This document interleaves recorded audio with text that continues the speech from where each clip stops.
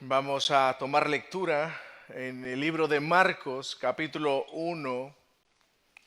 Marcos, capítulo 1, verso 1 al 8. Marcos, capítulo 1, y estaremos exponiendo los versos 1 al 8, pero en primer lugar vamos a dar lectura.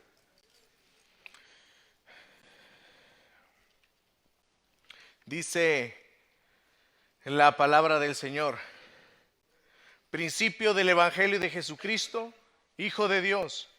Como está escrito en Isaías el profeta: he aquí yo envío mi mensajero delante de tu faz, el cual preparará tu camino delante de ti. Voz del que clama en el desierto: preparad el camino del Señor, enderezad sus sendas. Bautizaba a Juan en el desierto y predicaba el bautismo de arrepentimiento para perdón de pecados. Y salían a él toda la provincia de Judea y todos los de Jerusalén, y eran bautizados por él en el río Jordán, confesando sus pecados. Y Juan estaba vestido de pelo de camello y tenía un cinto de cuero alrededor de sus lomos, y comía langostas y miel silvestre. Y predicaba diciendo: viene tras mí el que es más poderoso que yo, a quien no soy digno de desatar encorvado la correa de su calzado.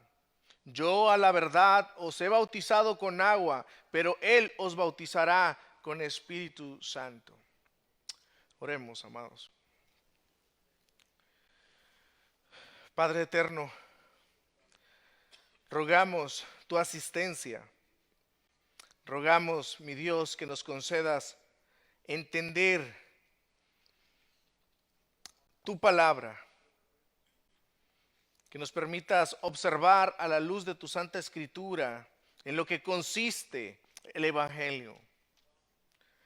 Abre nuestros oídos espirituales, nuestros ojos espirituales. Ruego por aquellos que están sin Cristo, que tú les hagas ver, Señor, conforme a tu misericordia, lo que tú has hecho por nosotros, que has dado a tu Hijo unigénito a morir por nuestros pecados, y que podamos ver la bendita esperanza que eso conlleva para nosotros. Padre, oramos también por todos aquellos que en este día están predicando tu palabra, que tú la uses para tu gloria. En el nombre de Jesús. Amén y amén. La semana pasada, amados hermanos, nosotros comenzamos dando una breve introducción al Evangelio de Marcos. Y si bien recuerdan, nosotros lo que hicimos es observar fuentes internas y fuentes externas sobre la vida de Juan Marcos, el evangelista, este hombre que escribió el evangelio que hoy comenzamos prácticamente a estudiar verso a verso. Una de las cosas que compartimos es que este evangelio tiene como fuente primaria las predicaciones del apóstol Pedro. Marcos fue discípulo, como miramos. Marcos no fue un apóstol de Jesús, sino que Marcos fue un discípulo del apóstol Pedro. El apóstol Pedro era uno de los 12 discípulos de Jesús, que posteriormente vendrían a ser los 12 apóstoles. Bueno, Pedro predicaba en arameo y Juan hacía el translate del arameo al griego. Y lo que hizo es recopilar prácticamente las predicaciones, las enseñanzas de Pedro, y es lo que nosotros tenemos hoy por hoy como el Evangelio de Marcos. Este Evangelio, el de Marcos, fue el primer evangelio que se escribió de los 4. Posteriormente, Mateo, Lucas y Juan se basarían en el estilo literario de Marcos para posteriormente ellos también escribir los evangelios que hoy tenemos en el canon. Bien, ahora lo que vamos a hacer en esta tarde es observar la primera parte de 3 para hablar sobre el ministerio o el inicio del ministerio terrenal de Jesús. El ministerio terrenal de Jesús se divide en tres partes. El primero trata acerca del precursor, Juan el Bautista, el que viene preparando el camino antes de que Jesús comience su ministerio. La segunda parte consta del bautismo de Jesús. Y la tercera parte consta de la tentación de Jesús en el desierto. Así es de que lo que haremos en esta tarde es solamente ver esa primera parte. El precursor, Juan el Bautista. Y es por eso que hemos puesto en esta tarde como título el precursor del Rey Jesús. Vamos a estar observando que Dios había profetizado con anterioridad por los profetas en el Antiguo Testamento que Juan el Bautista iba a aparecer en escena antes de que Jesús comenzara su ministerio. Dios ya había anunciado a ese precursor. Y eso es lo primero que pudiésemos decir de entrada, amados. Jesús no apareció por azar del destino. No, Jesús apareció en el momento preciso, en el momento que Dios lo indicó y en las formas como Dios ya lo había anticipado. Marcos comienza abruptamente este evangelio escribiendo lo siguiente en el verso 1. Principio del evangelio de Jesucristo, Hijo de Dios. Recuerden que nosotros comentamos que este evangelio fue escrito para los cristianos en Roma, quienes en su mayoría eran gentiles. Los gentiles romanos, estaban acostumbrados a mirar a sus gobernantes como reyes y aún hasta como dioses. Por ejemplo, el César era adorado como Dios. El César era visto como una deidad. Entonces, Marcos usa la palabra evangelio en su introducción, ya que para los judíos y para los romanos también, esta palabra evangelio era una palabra sumamente conocida. No era una palabra extraña. Incluso, amados, la palabra evangelio no se comenzó a usar en la Biblia. La palabra evangelio era una palabra usada en el común de la vida diaria de aquellos días. Ellos conocían perfectamente esta palabra griega. La palabra evangelio se usaba en un término militar, por ejemplo, algún triunfo del imperio, una conquista. ¿Cómo anunciaban? Ganamos. Bueno, traemos el evangelio e inmediatamente las personas asumían un triunfo. Traemos el evangelio. La palabra evangelio significa buenas noticias. Así es de que esa palabra se empleaba para traer buenas noticias a la sociedad.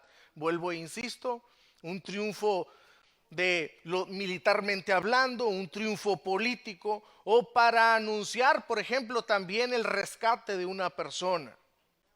Entonces, cuando Marcos anuncia que este era el evangelio de Jesucristo, el evangelio del Salvador prometido en el Antiguo Testamento, en la mente de los romanos era un anuncio inconfundible. Ellos asociaban inmediatamente el anuncio con el Mesías prometido, el cual era una palabra de entronización, de exaltación y de realeza. Y Marcos de entrada nos está diciendo que el Rey de Reyes y Señor de Señores había venido a este mundo, pero no para servirse de las personas como estaban acostumbrados los romanos y como hoy también es común, sino que este Rey de Reyes había venido para servir a la humanidad. Había venido para dar su vida en rescate de pecadores como nosotros. Y en eso precisamente consiste la palabra evangelio, buenas noticias de salvación, buenas noticias para ustedes y para mí, buenas noticias para todo tipo de personas. Aún los romanos no judíos entendían que la palabra evangelio se referían a las buenas nuevas, a las buenas noticias de un rey que viene, a las buenas noticias de un rey que se acerca. Y hermanos, ese es el punto enfático de Marcos. Este es el punto enfático desde el inicio de su evangelio. Él lo que está haciendo, en otras palabras, él está anunciando la llegada, el establecimiento y la entronización del nuevo rey, que es mucho más glorioso que todos los reyes terrenales juntos. En otras palabras, Marcos está haciendo un anuncio que no hay salvación fuera del Señor Jesucristo. No hay salvación, no hay oportunidad de salvación fuera de Jesucristo. Eso es lo que está anunciando de entrada. El evangelio de Jesucristo. Las buenas noticias en la persona de Jesucristo. Salvación solamente en Jesucristo. Jesucristo es el Rey Salvador. Y alguien se preguntaría, ¿pero por qué? ¿Pero por qué solamente en Jesús? Y es lo que muchas veces muchas personas se preguntan, ¿acaso no habrá otro medio de salvación que no sea Jesús? Bueno, amados, eso es precisamente lo que nos está diciendo Marcos. No hay otra forma de ser salvos. El único que vino a este mundo a dar su vida en rescate por muchos, a dar su vida en rescate por pecadores, es Jesucristo. Verso 1. Principio del evangelio de Jesucristo. Y observe. Hijo de Dios. Y aquí entra una buena pregunta. ¿Qué significa hijo de Dios? Ya saben ustedes, por ejemplo, que los testigos de Jehová dicen o usan este pasaje para decir, ¿ves? Jesús no es Dios. Ahí está, es hijo. Y comienzan con sus explicaciones. ¿Acaso tu hijo es el Padre? No, es tu hijo. Y ahí está, Jesús es el Hijo de Dios. Dios, el Padre, es mayor que el Hijo. ¿Ves? Bueno, ¿será que eso es lo que quiere decir el texto? Veamos lo que dice la Escritura misma acerca de Jesús. Colosenses capítulo 2, verso 9. Colosenses capítulo 2, verso 9. El apóstol Pablo escribiendo acerca de quién es Jesucristo. Dice la Escritura en Colosenses capítulo 2, verso 9. Porque en Él, está hablando de Jesucristo, está hablando de la plenitud de Jesús. ¿Quién es Jesús? Y dice Pablo, porque en Él, en Jesucristo, habita corporalmente toda la plenitud de Dios. Que en otras palabras, quiere decir, Jesús es Dios mismo. En Jesucristo habita toda la plenitud de Dios. Es Dios mismo. Precisamente los testigos de Jehová no saben qué hacer con ese verso. Por eso tienen su propia versión y tienen que modificarla porque no creen que Jesús es Dios. Pero lo que vemos ahí es que aún en su encarnación Jesús nunca dejó de ser Dios, amados. Jesús, aun cuando se hizo uno como nosotros, un hombre, no dejó de ser Dios. El hecho de que Él haya sido un hombre 100%, no quitó el hecho de ser 100% Dios. Jesús era aún antes de que todo fuese creado, cuando no existía nada. Jesús ya existía. Ahí mismo en Colosenses capítulo 1, verso 15, dice lo siguiente, verso 15 y 16. Él, Jesucristo, Él es la imagen del Dios invisible, el primogénito de toda la creación. Eso es lo que significa, de que antes de que todas las cosas hayan venido a ser, Él ya existía. Verso 16, porque en Él fueron creadas todas las cosas, las que hay en los cielos y las que hay en la tierra, visibles e invisibles, sean tronos, sean dominios, sean principados, sean potestades. Todo fue creado por medio de ¿quién? De Él, de Jesucristo. ¿Y para qué? Para Él. todo lo que es creado. Y eso, amado, te incluye a ti, amada, te incluye a ti, me incluye a mí. Nosotros fuimos creados por Dios para gloria y alabanza de su nombre. Nosotros no nos hicimos a nosotros mismos. Dios nos hizo para glorificarle, pero también para disfrutar de Él. Y ese es el principal propósito de nuestra existencia. Y si nosotros no entendemos eso en primer lugar, todo lo demás en nuestra vida no tendrá suficientemente sentido.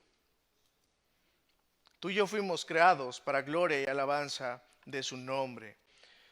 En Juan, capítulo 1, el Evangelio de Juan, capítulo 1, verso 1 y 2 dice: en el principio era el verbo, Jesús, y el verbo era con Dios, y el verbo, o sea Jesús, era Dios.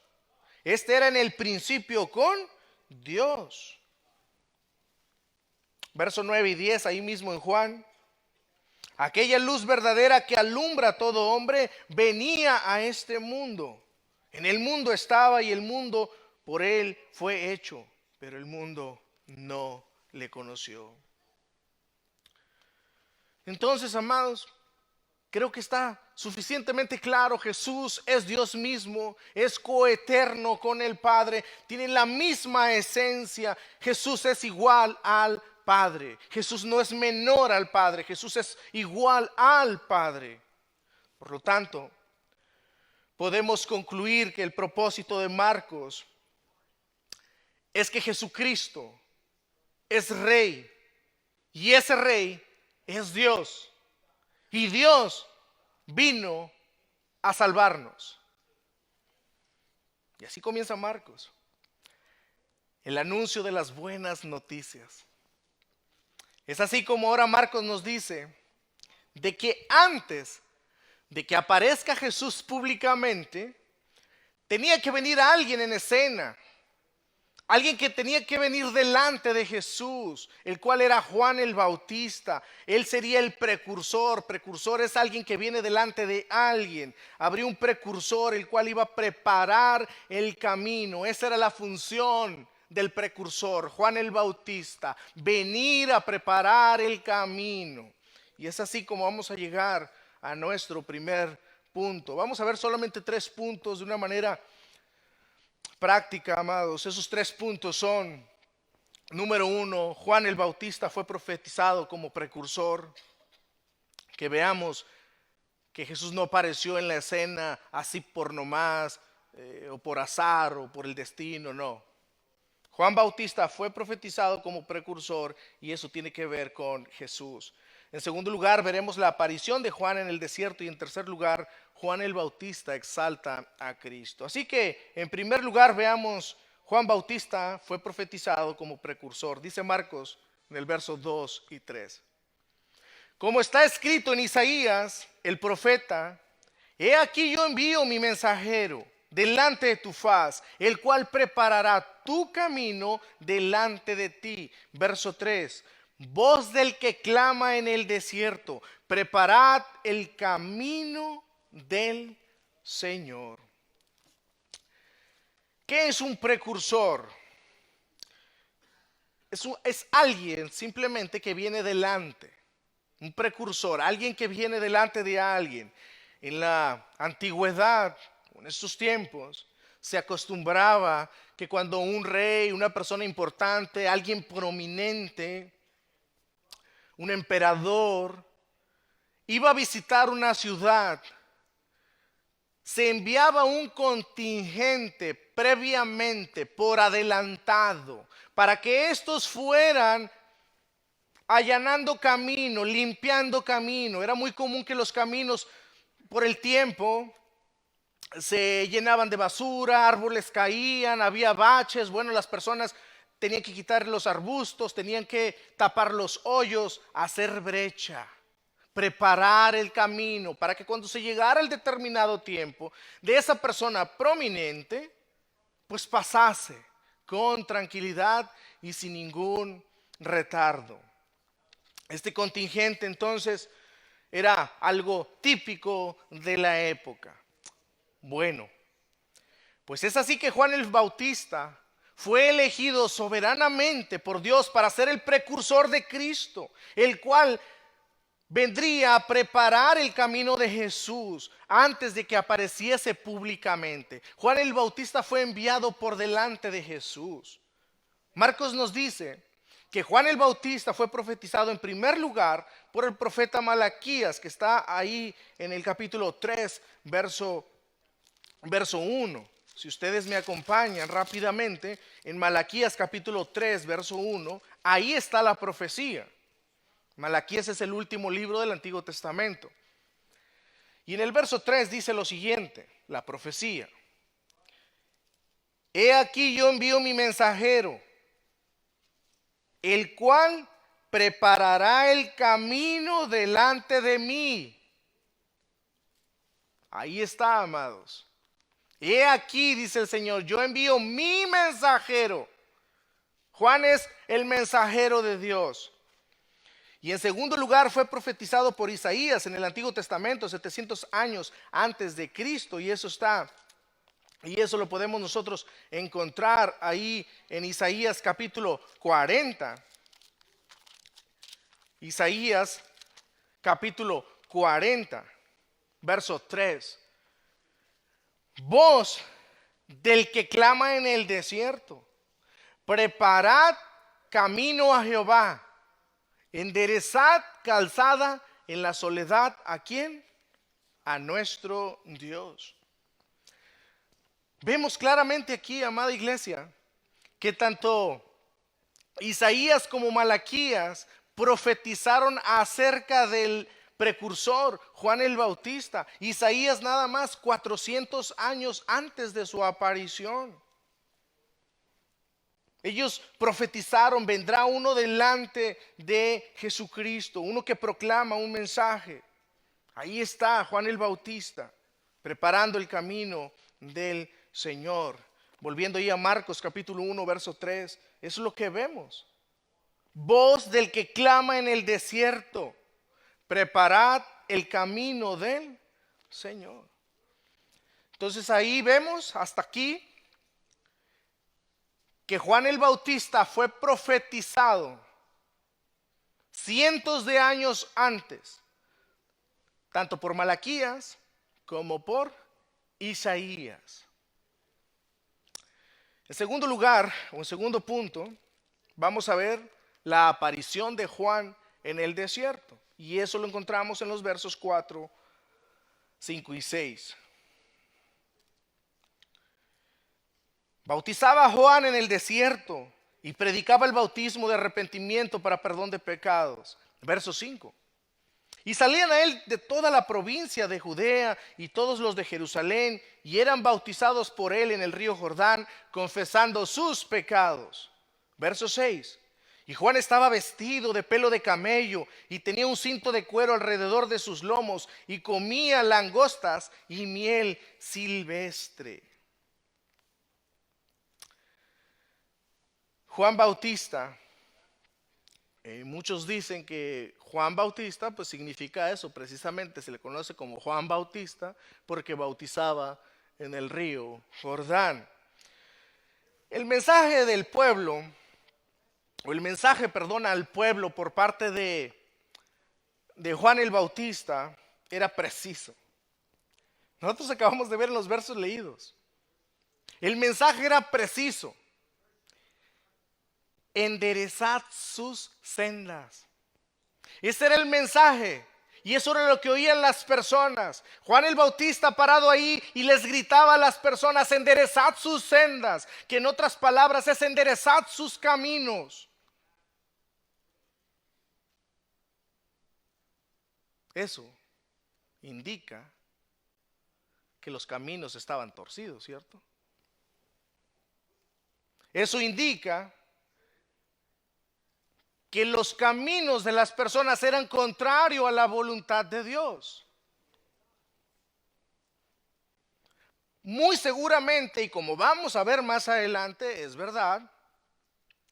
Sí, los judíos tenían un lenguaje pudiésemos decir hoy día un lenguaje cristiano.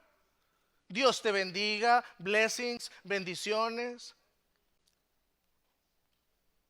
Muchas personas iban a las sinagogas, oraban, ayunaban. Pero de pronto sale un hombre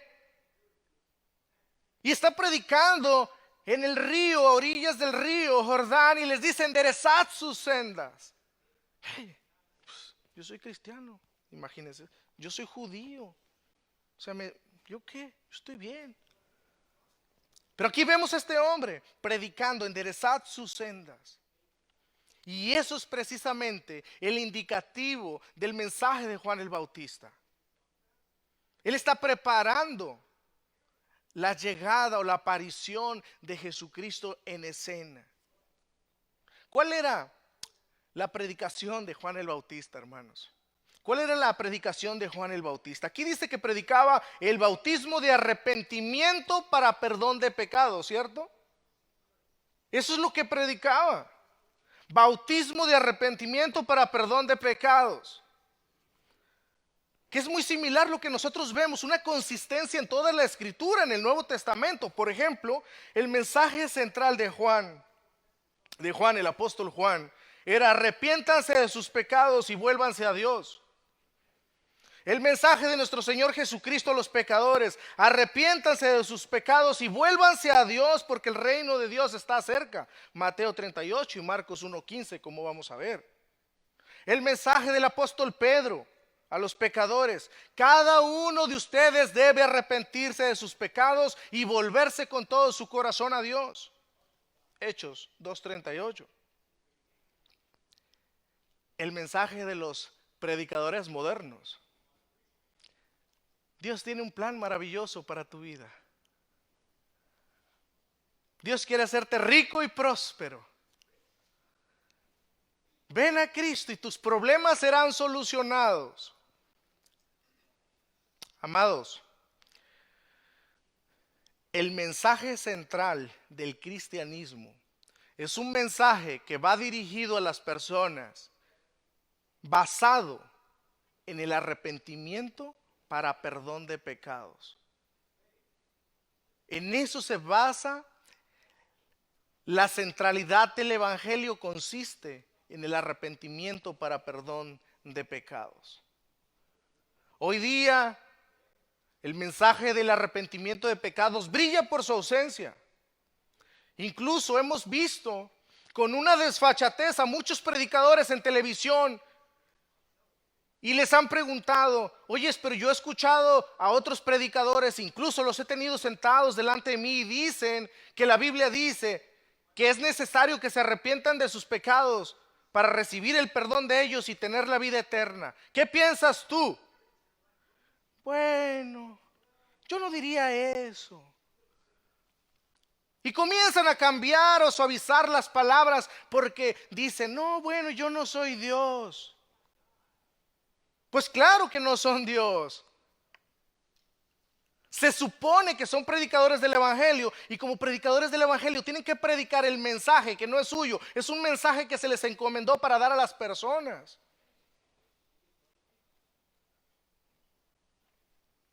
Por tanto, esto nos enseña, amada iglesia, que los hombres de Dios predican el arrepentimiento para perdón de todos sus pecados, para que les sean perdonados todos sus pecados, sean perdonados y reciban la vida eterna. En eso consiste el mensaje, y esa es la característica de una iglesia centrada en el evangelio de Jesucristo. Una iglesia que no se amolda a la cultura ni a las nuevas modas de predicadores, sino que es una iglesia que se centra en las escrituras. Hoy el mensaje de arrepentimiento, vuelvo e insisto, brilla por su ausencia. Inclusive predicar acerca del evangelio, muchos dicen que es una falta de amor. Pero ustedes que me escuchan, entendamos esto. No hay más muestra de amor de parte de Dios que enviar a su único hijo a morir en una cruz por pecadores culpables como tú y como yo, y que alguien te diga, si mueres en tus pecados, morirás eternamente. No hay mayor amor que se le diga a una persona las consecuencias que conlleva el pecado o morir en ellos. El mayor amor ha sido mostrado por Dios mediante su Hijo Jesucristo. Y el mensaje consiste en cree en Jesucristo, arrepiéntete de tus pecados y vuélvete con todo tu corazón a Él.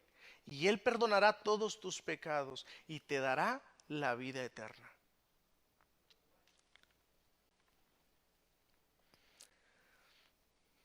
Sin duda alguna, hermanos, si Juan el Bautista estuviera hoy día entre nosotros y usara las redes sociales, él no cambiaría su mensaje. Él seguiría predicando lo mismo que predicó. Y muy seguramente en las redes sociales muy pocos likes tuviera. Lo tacharían de falta de amor, como suele ocurrir en nuestros días. Sin embargo, ¿qué es lo que hizo Juan aquí? Él se mantuvo fiel al mensaje del Evangelio, al mensaje de Dios. Y dice el texto que ocurría algo. Muchos se bautizaban. Por supuesto, ante la predicación del Evangelio va a haber muchas personas, como ocurría en esos días, que lo rechazaban, lo trataban de falto de amor. Predicador que exageras. Sin embargo, hubo personas que sí recibieron el mensaje. Hubo personas que reconocieron, ciertamente mis pasos están chuecos. Ciertamente mi camino no es conforme a la voluntad de Dios. ¿Por qué me voy a molestar? Ciertamente Dios conoce mis veredas. Dios conoce, como dice la Escritura, mi andar y mi levantar. Mi sentar y mi levantar. Dios conoce todo. Hay personas que en la gracia de Dios entienden. Mis caminos no son conforme a la voluntad de Dios. Pero ¿qué voy a hacer? Volverme a Dios con todo mi corazón. Y dice la Escritura que muchos venían y se bautizaban, porque eso es lo que hace el Evangelio, amados. Ante la predicación del Evangelio, unos van a creer y otros no van a creer.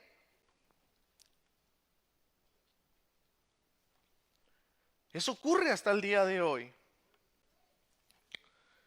Ahora, no es que el bautizarse estas personas que venían a Juan el Bautista le eran perdonados sus pecados mediante el bautismo. No, el bautismo no quita los pecados de una persona.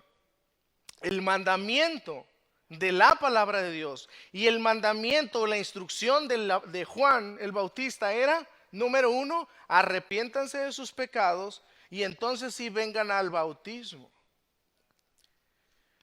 Una persona que nunca se ha arrepentido de sus pecados, pero que sí se ha bautizado, solamente es un muerto remojado. Es una persona que está muerta en sus delitos, pero mojada.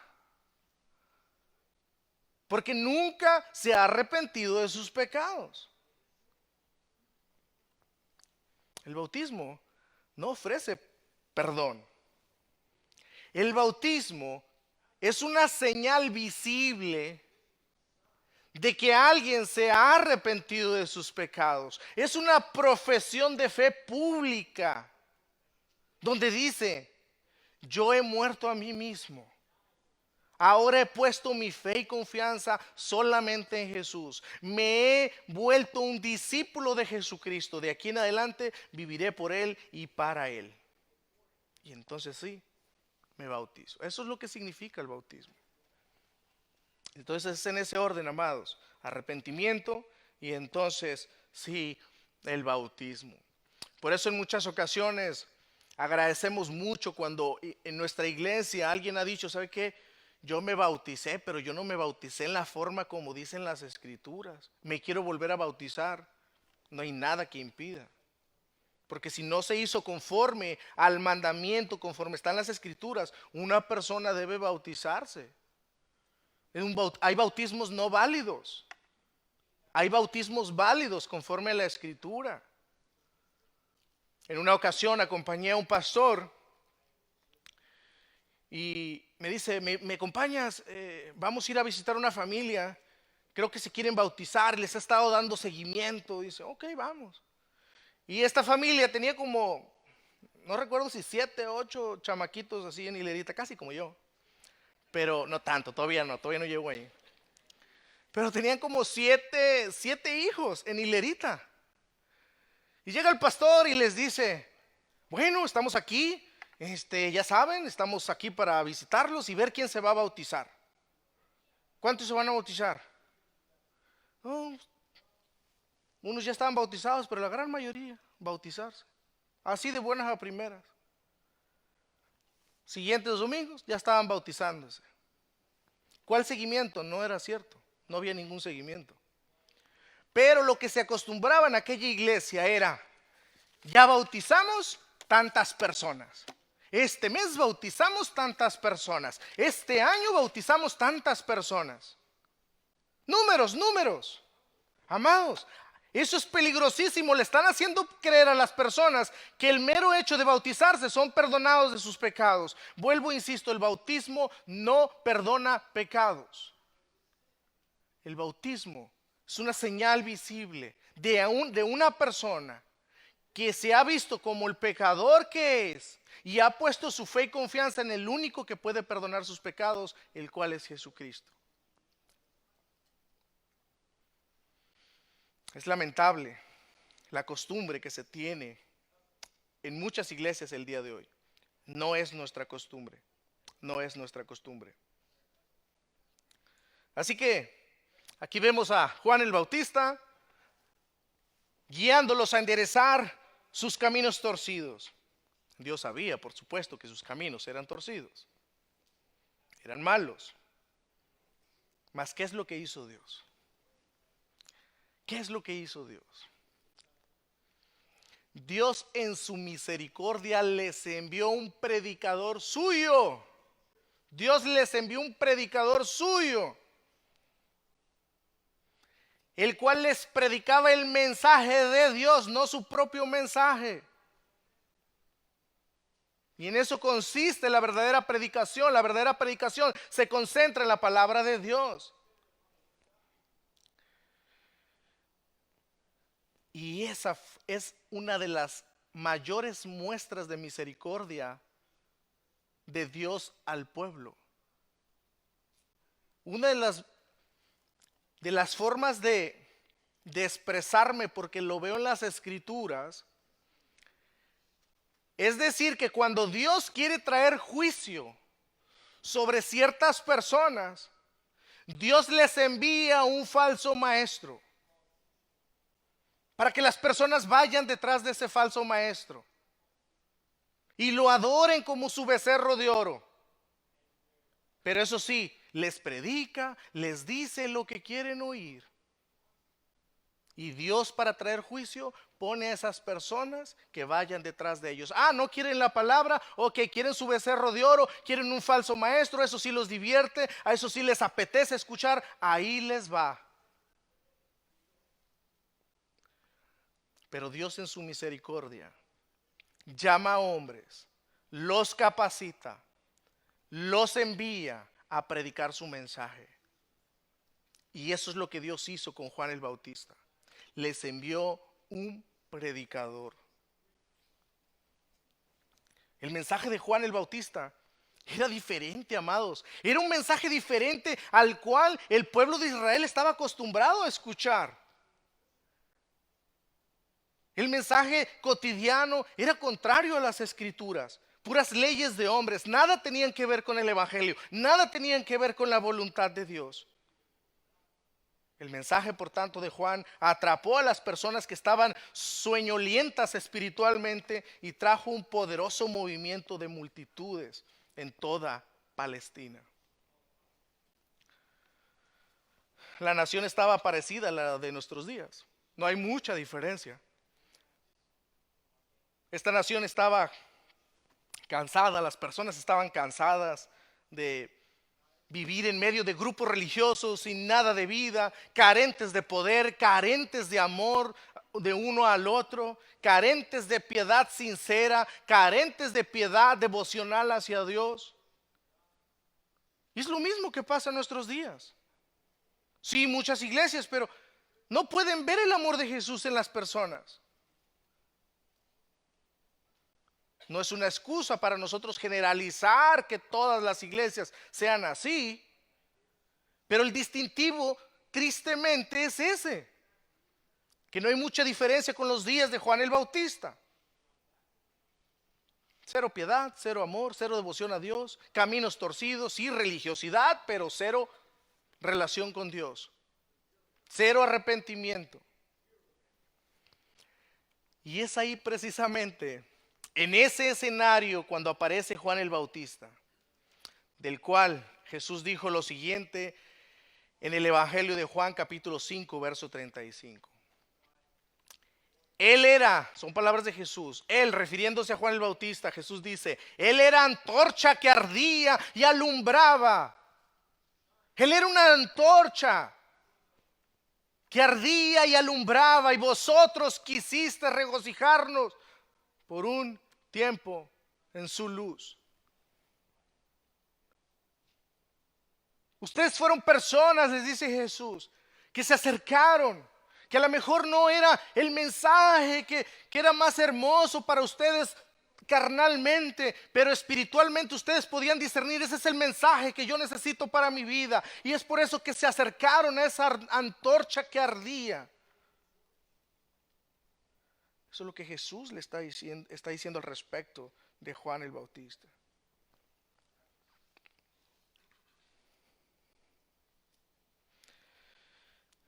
¿Y qué otra cosa aparte podemos decir que Jesús trató de explicar mediante este verso? Ese era un indicativo que la propia vida de Juan el Bautista hablaba tan claro y tan profundo como su propio mensaje. Su propia vida hablaba tan claro y tan profundo como su propio mensaje. En otras palabras, Juan el Bautista no solamente tenía un buen mensaje para las personas, sino que su vida iba a la par de su mensaje. Y eso tristemente muchas veces lo pasa uno desapercibido, mayormente como maestros, mayormente como predicadores. Pero esto es un llamado de igual manera para todos, porque como es el maestro, es la iglesia, como es el pastor, es la iglesia. No estamos hablando de que Juan Bautista era perfecto, pero su vida era compatible con su mensaje. Y muchas veces, tristemente, lo que ocurre es de que hay muy buenos predicadores, decía Charles Spurgeon en sus palabras, hay tan buenos predicadores que se deleita uno en su mensaje, y es tan bueno su mensaje que no quisiéramos que se bajaran, porque cuando se bajan son un desastre.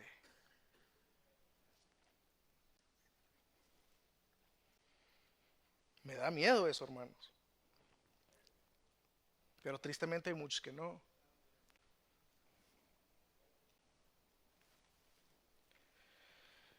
Ahora bien, hermanos, no sé ustedes, pero me llama mucho la atención los detalles de Marcos diciéndonos cómo estaba vestido Juan el Bautista. Nos da claras señas, particularidades de la vestimenta y de lo que hacía Juan el Bautista, cómo se alimentaba. Observe ahí en el verso 6. Y Juan estaba vestido de pelo de camello y tenía un cinto de cuero alrededor de sus lomos y comía langostas y miel silvestre. Mire, ahí está la dieta de Juan el Bautista. La pregunta que debemos hacernos es, ¿cuál es la intención de Marcos en redactarnos detalles de cómo vestía Juan el Bautista y qué es lo que comía? ¿Qué de importante podemos ver? ¿Qué qué importancia le está dando Marcos, porque está ahí por algo. La pregunta es, ¿qué? ¿Por qué? Bueno, hermanos, para entender esto debemos poner atención al pasaje que es el verso 6. Marcos dice, ¿dónde apareció Juan el Bautista? La pregunta es esa, ¿dónde apareció Juan el Bautista predicando? En el desierto, ¿cierto? En el desierto. Ahora, el desierto tenía una gran importancia dentro del contexto judío. Cuando Dios sacó a los israelitas de Egipto, ¿hacia dónde los llevó? Al desierto. ¿Y a dónde se dirigían? A la ciudad celestial, a la ciudad prometida, ¿no? A la tierra prometida. Ahora, Juan aparece aquí predicando en el desierto, pero dice Marcos que estaba vestido con ropa o piel de camello, con un cinto de cuero y comiendo langostas y miel silvestre. Bueno, pues en Segunda de Reyes capítulo 1 verso 8 nosotros vemos cómo Dios a través de Marcos conecta a Juan con él, y eso es lo que vemos ahí. Y ellos respondieron, un varón que tenía vestido de pelo y ceñía sus lomos con un cinturón de cuero. Ese es Elías, Elías Tisbita. Y más adelante nos dice que Elías estaba a la orilla del río Jordán, el cual fue arrebatado en un torbellino y llevado al cielo. Eso es lo que sucedió con Elías, pero estando allá en el desierto y con esa vestimenta. Ahora, en Malaquías, el cual vimos anteriormente, el último libro del Antiguo Testamento, él profetizó que enviaría al profeta Elías. Malaquías capítulo 3, verso 1. Esta es la profecía. He aquí yo envío mi mensajero, el cual prepara el camino delante de mí. Hermanos, una vez que Malaquías escribió esto, Malaquías 3, o el libro de Malaquías y esta profecía, Dios ya no volvió a hablar. O sea, Dios ya no volvió a dar profecías. Durante 400 años Dios no habló.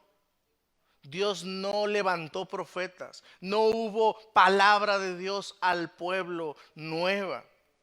Ni una sola palabra, ni un profeta más vino. Y de repente, imagínense, 400 años, generaciones ya han pasado, generación tras generación, y Dios no ha hablado. Dios no ha enviado ningún otro profeta. Cuando de repente escuchan, hey, hay un hombre que está en el desierto y está predicando. Y está vestido con ropa de pelo de camello. Y come langostas y miel silvestre. Y todos, ¿qué es lo que hicieron? Comenzaron a dirigirse hacia allá, porque inmediatamente ellos, al escuchar eso, lo asociaron con Elías, con Elías. Así que inevitablemente este pueblo se dirige hacia allá para escuchar y ver de viva voz, de viva persona, a este hombre que está predicando en el desierto, y que ellos dicen, este es el cual, o muy seguramente es el cual Dios profetizó en Malaquías, que enviaría un mensajero a Elías. Y allá están. Por tanto, hermanos, Juan el Bautista fue profetizado por hombres de Dios en el pasado, y Dios lo envió en su debido tiempo, dando cumplimiento fiel a las promesas de Dios, dando un cumplimiento fiel a esa promesa que Dios había hecho con anterioridad a su pueblo. Y esa es la idea. Es por eso que Marcos nos da las señas particulares de Juan el Bautista. Para nosotros, en primera instancia, no tiene sentido, pero para el israelita, en su momento sí, inmediatamente lo asociaron con Elías. Y ahora nosotros podemos entender el significado, obviamente, con mucha mejor claridad. Dicho esto, vamos a llegar a nuestro último punto. Juan Bautista exalta a Cristo. Y eso lo vemos en el verso 7 al 8. Dice el verso 7. Y predicaba diciendo: viene tras mí el que es más poderoso que yo, a quien no soy digno de desatar encorvado la correa de su calzado. Yo a la verdad os he bautizado con agua, pero él os bautizará con Espíritu Santo. Tres cosas importantes que quiero llamar su atención, extraído de esto, hermanos. ¿Quién era Juan el Bautista? Tengamos en mente esto. ¿Quién era Juan el Bautista como persona? Juan era primo de Jesús, ya que María era hermana de Elizabeth, la madre de Juan. O sea, entre Juan el Bautista y Jesús había un parentesco cercano, primos. En segundo lugar, Juan era sumamente popular, era conocido. En tercer lugar, Jesucristo. Jesús dijo de él, Jesús refiriéndose a Juan el Bautista, dijo que sobre la tierra, él, Juan el Bautista, era el más grande de los profetas. Lucas capítulo 7, verso 28. Sin embargo, y esta es la lección, Juan se limitó a hablar, a predicar y a exaltar solamente a Jesús. Solamente a Jesús. Su mensaje estaba centrado en la persona y la obra de Jesucristo, no en él mismo. No en él mismo. Siempre Juan apuntó a las personas a Jesús. En su predicación lo vemos. Ahí está diciendo: viene tras de mí uno que es más importante que yo, del cual yo no soy digno de desatar o atar la cinta de su calzado. Hace unos meses, fuimos invitados, a una fiesta. Y me dio mucha tristeza porque la predicación, era una quinceañera, vaya. Y el pastor, en la predicación, casi no habló de la quinceañera. Constantemente era para estar hablando de él, de su esposa, de lo que hacían, de su ministerio, de cuánto han hecho, cuánto han logrado. Digo, qué tristeza por esa quinceañera. Todo como que si girara alrededor de la vida de este hombre. Me estoy refiriendo en primer lugar a lo peligroso que es el ministerio. Una persona que no entiende que el ministerio se trata de predicar y de exaltar a Jesucristo, no debería estar en el ministerio. Porque hay otras formas de hacerse visto. Pero también es una gran lección para nosotros como cristianos. Porque, amados, la tendencia humana de todos nosotros pecaminosa es creer que el mundo gira a nuestro alrededor. ¿Saben por qué hay muchas personas tristes, incluso amargadas? ¿Saben por qué hay muchas personas también que viven deprimidos, amargados con otros? ¿Saben por qué? Mucho tiene que ver que las personas de hoy día, si no reciben atención de otros, se deprimen. Y constantemente están queriendo llamar la atención. Y si no se la dan, se deprimen porque piensan que la vida se trata de ellos. Así es de que, como lección, nosotros debemos poner nuestra mirada y confianza solo en Jesús. Él es el que debe estar en primer plano y todo lo demás Dios lo acomoda. Jesús debe ser el centro de nuestra vida. Si Jesús no es lo más importante, si nuestra satisfacción no está en primer lugar en Jesús, nada más lo hará. Si su satisfacción personal no está en primer lugar en Jesús, nada más lo hará.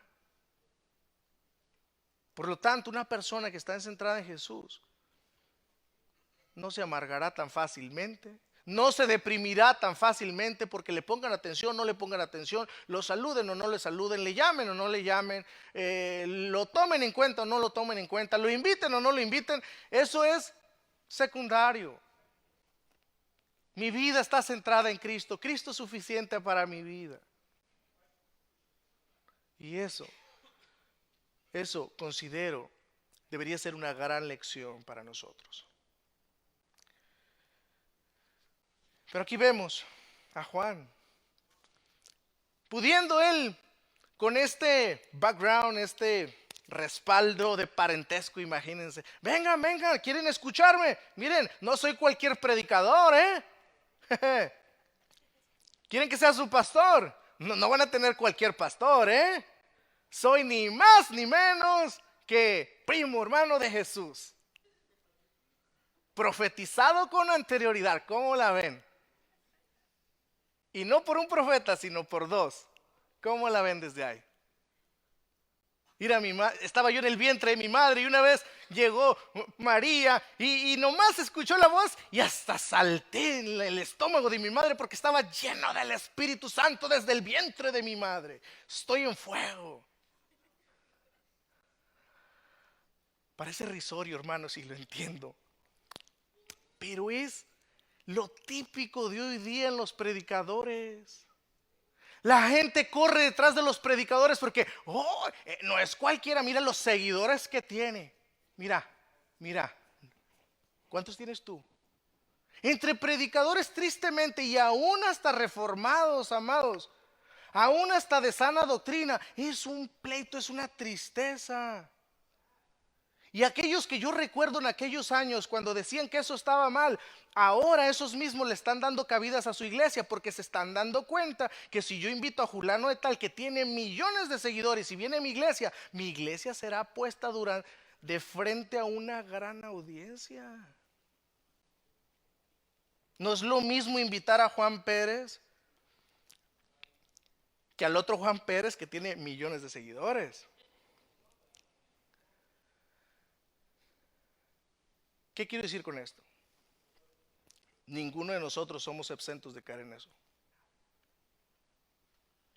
Las personas seguían, y tristemente, hermanos, seguían por eso, pero tristemente hay muchos pastores. Gracias a Dios, lo he dicho y lo vuelvo a repetir, yo he sido grandemente bendecido por poder ser pastor de esta iglesia local. Es un privilegio que no merezco. Pero lo que sí me da tristeza es de que hay muchos pastores que están siendo menospreciados por sus mismas ovejas. Hay muchos pastores que están despreciando, hay muchas ovejas que están despreciando a sus pastores y poniendo más atención y dándole más crédito a una persona que ni los conoce ni los hace en la vida. Y eso ocurre tristemente hoy día, amados. Ciertamente las redes sociales son una bendición. Forman parte de esa bendición del Señor para la iglesia y la expansión del Evangelio. Pero tristemente, eso que es una bendición en muchos ha sido una piedra de tropiezo. Y aquí está Juan. Aquí está Juan, centrado en predicar y exaltar a Jesús, dándole gloria, dándole honra y él pasando a segundo término. Y ese es el propósito, hermanos. Yo estoy terminando aquí. Juan tenía como único propósito exaltar a Cristo. Él entendía perfectamente cuál era su llamado. Que las personas miraran a Cristo, no a Él, solo a Cristo, solo a Cristo. Juan sabía que era un mensajero. Juan sabía perfectamente que él había sido llamado como un precursor, alguien que venía delante de Jesús, un súbdito del Rey de Reyes. No había jactancia en él en la más mínima manera. El carácter de Juan ante su llamado deja mucho aprendizaje para los cristianos de esta generación. Juan, considero, tiene mucho que enseñarte a ti. Juan tiene que enseñarme mucho a mí. Él no buscó su propia gloria, sino que se dedicó a exaltar a Cristo, a proclamar que Cristo es el Rey de Reyes, Cristo es el que murió en la cruz, Cristo es Dios, Cristo es bondad, Cristo es misericordioso, Cristo vino a dar su vida por ti y por mí.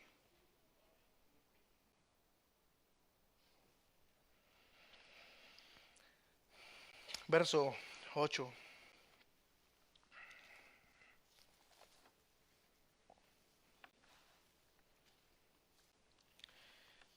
Yo, la verdad, os he bautizado con agua, pero Él os bautizará con Espíritu Santo. Lo que tenemos aquí finalmente es el testimonio de Juan, precisamente sobre Jesús, en el cual afirma y dice: el que bautiza con Espíritu Santo es Jesús. Yo los bautizo en agua, pero el que bautiza con el Espíritu Santo, ese es Jesús. Esto hace referencia a la obra regeneradora del Espíritu Santo.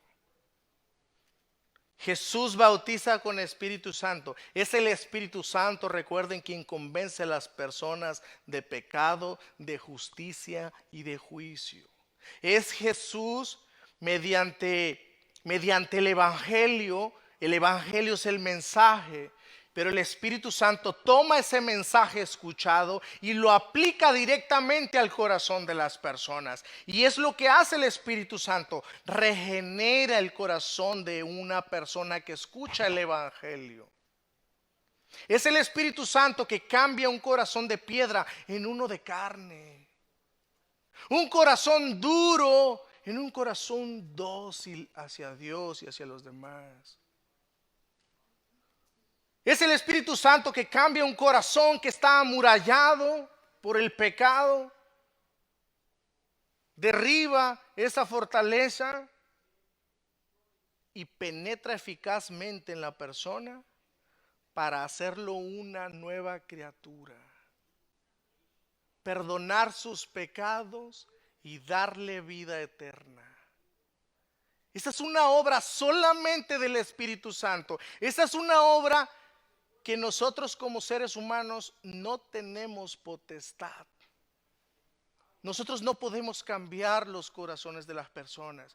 Yo no puedo cambiar tu corazón. Y esto es importante porque muchas veces entiendo, yo los entiendo, créeme que yo te entiendo. Si tú vienes por primera vez acá, muchas veces uno piensa: yo no me voy a dejar convencer.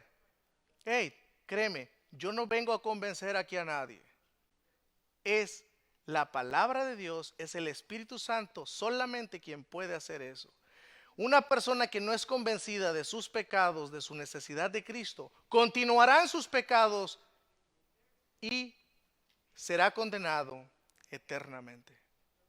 Pero todo aquel que ponga su fe y confianza en Jesucristo, todos sus pecados le son perdonados y recibirá la vida eterna. Por tanto, a quien debes orar, a quien debes dirigirte, es a Dios en oración. Las personas venían a Juan el Bautista y se bautizaban confesando sus pecados, pero no los confesaban a Juan, confesaban sus pecados a Dios. Me arrepiento, sé, Señor, que mis caminos son torcidos, sé que mis caminos no son conforme a tu voluntad. Me arrepiento de ellos, porque eso es lo que significa arrepentimiento, un cambio de mente, metanoia. Estoy contrario a la voluntad de Dios, voy en camino al infierno, me vuelvo a Dios. Eso es arrepentirse. Una persona que es consciente que necesita a Dios y que necesita volverse a Él urgentemente. Y que Dios le ha ayudado y le ha dado el medio de cómo encontrarse con Él. Y ese es Jesús. Termino rápidamente con dos aplicaciones prácticas o conclusiones de esto que hemos visto, hermanos, como primer mensaje en este evangelio. En primer lugar, lo claro es que Dios cumple sus promesas. Dios cumple sus promesas. Dios profetizó que enviaría un precursor. Dios profetizó por medio de sus profetas y Dios cumplió. Juan el Bautista apareció y vino para preparar el camino de nuestro Señor y Salvador Jesucristo. En segundo lugar, la salvación de una persona es precedida precisamente por un llamado al arrepentimiento. Solo por el arrepentimiento se entra al cielo. No por hacer una oración de fe que muchas veces se acostumbra en muchos lugares. Ven, acepta a Jesús en tu corazón. Y las personas ahí están repitiendo una oración. Y repiten la oración y las personas que le están guiando les dicen, tú ya eres salvo. Observe que el llamado a las personas no es hacer una simple oración. No es un llamado a acepten a Jesús en su corazón, denle chance. Como en muchos lugares se dice, se muestra un Cristo débil, derrotado. Muestran, predican a un Cristo que ahí está tocando la puerta del corazón a ver si alguien le abre. Amados, Apocalipsis no está hablando acerca de que hay una oración para el pecador. Ahí está hablando de una iglesia, en Apocalipsis está hablando de una iglesia que sí tiene mucho show, mucha faramaya, pero Jesús no está dentro porque el mensaje central de Cristo no está ahí dentro de la iglesia. Jesús está afuera y eso es lo que sucede en cada iglesia donde no se predica el evangelio. Puede estar llena de personas, pero Cristo no ahí, porque mientras no se predique el evangelio, ahí no está Cristo. Por tanto, el mensaje es arrepentíos y creed en el evangelio. Arrepiéntanse. Ese es el mensaje de Dios y es el medio que Dios ha usado, la predicación del evangelio para la salvación de pecadores. Así que por tanto, si tú has entrado por esa puerta por medio del arrepentimiento y de la fe en Jesús, deberías emocionarte en gran manera, alegrarte en gran manera, pararte sobre tus pies, pero con un rostro ciertamente en humildad, pero confiado y con un corazón agradecido a Dios por la obra que ha hecho en tu corazón, por la salvación tan grande que hemos recibido, que tú y yo hemos recibido. Esto debería llenar nuestro corazón, hinchar nuestro corazón de gran gozo, amado hermano, amada hermana. Y esa es mi oración también, que tú puedas ver esto, la grande bondad de Dios para tu vida. Que Dios bendiga su palabra. Oremos, amados. Señor, grande es tu fidelidad. Te damos gracias por tu bendita palabra. Gracias, Señor, por el evangelio que un día se nos predicó, que un día escuchamos por alguien, que nos llamaste al arrepentimiento y la fe en Jesucristo. Gracias por la salvación tan grande que hemos encontrado en tu Hijo. Y es ese mismo evangelio en el cual nos sostenemos. Es en el glorioso evangelio de nuestro Señor Jesucristo en el cual nos sostenemos, por el cual vivimos. Y es por tu Hijo Jesucristo, porque el evangelio es tu Hijo Jesús. Por tanto, mi oración es que uses tu palabra para edificación y santificación de tu iglesia y para salvación de aquellos que están sin Jesús. Que puedan ver que hay perdón de pecados, de todos sus pecados, y vida eterna solo en Jesús. Y es así como te cantamos, Señor. En el nombre de Jesús.